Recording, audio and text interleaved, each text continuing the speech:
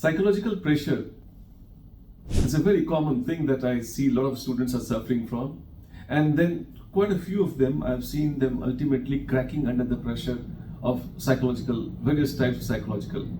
And a lot of students, they understand the existence of this psychological pressure and they know how to really go about it.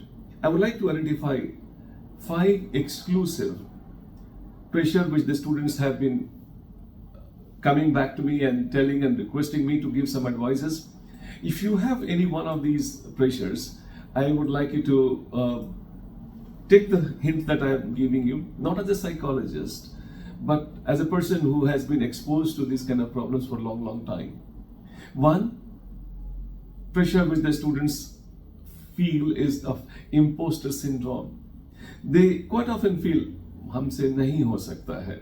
And then I think quite often they would say that this is too much to handle here, I cannot do it. And they suffer from an ethical dilemma of ability and reality. And quite often they underestimate themselves.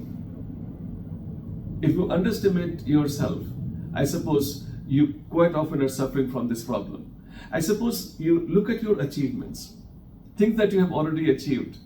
Try reinforcing them, try telling yourself that, hey, if I have done this far, why can't I do? Even if you're giving a test, and then you said that the cutoff was, let's say, 60 questions, and you did 45. You say, like, if I can do 45, why cannot I add 15 more into this? If I can do 45, 15, definitely I can add. So this is one way you can come out of that possible imposter syndrome. Then a lot of you are suffering from the pressure of FOMO, so to say. Fear of missing out. The information overload is there and then people crack.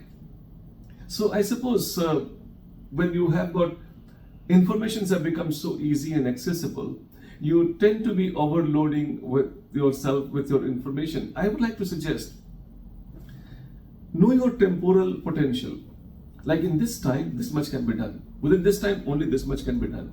If you have been sensitive about your temporal potentials, I suppose the information overload and all those chances of missing out so much of information, that would definitely not be there.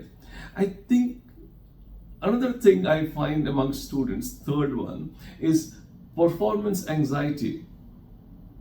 Performance anxiety is there is because of people thinking that, hey, the pass ratio is very low.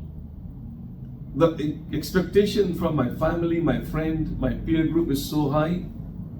I suppose then in that case, the performance anxiety stops them from giving the best output. And that is a serious problem. I like you to do 2 things here. One, success visualization.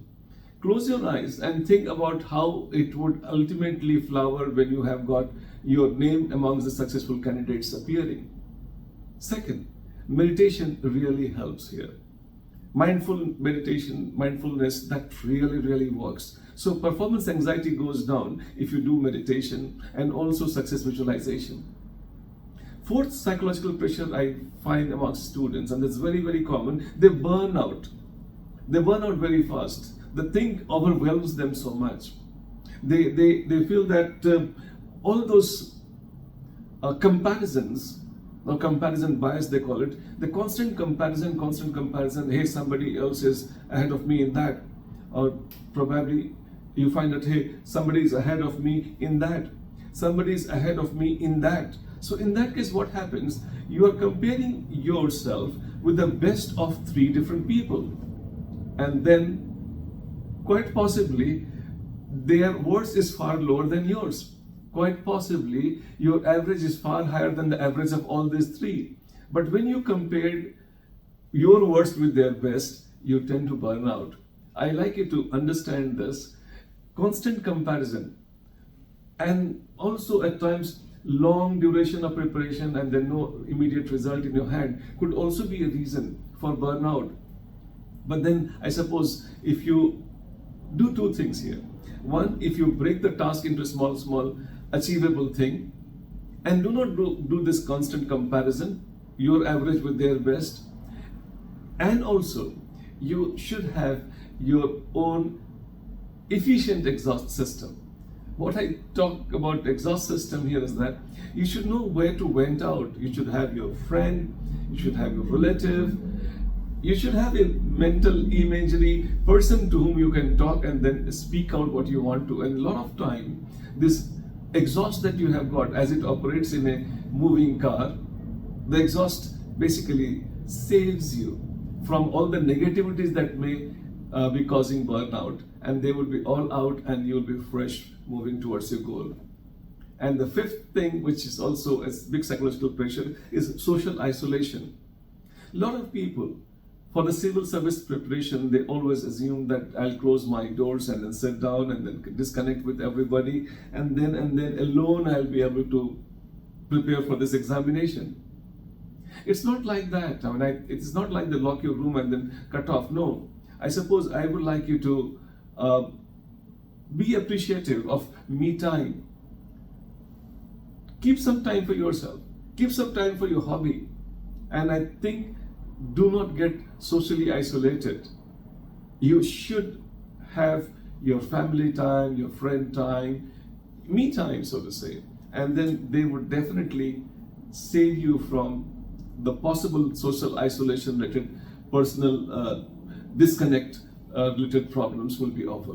I suppose if you try these small little things that you have got, I can promise not that you are moving towards your goal in a more effective manner.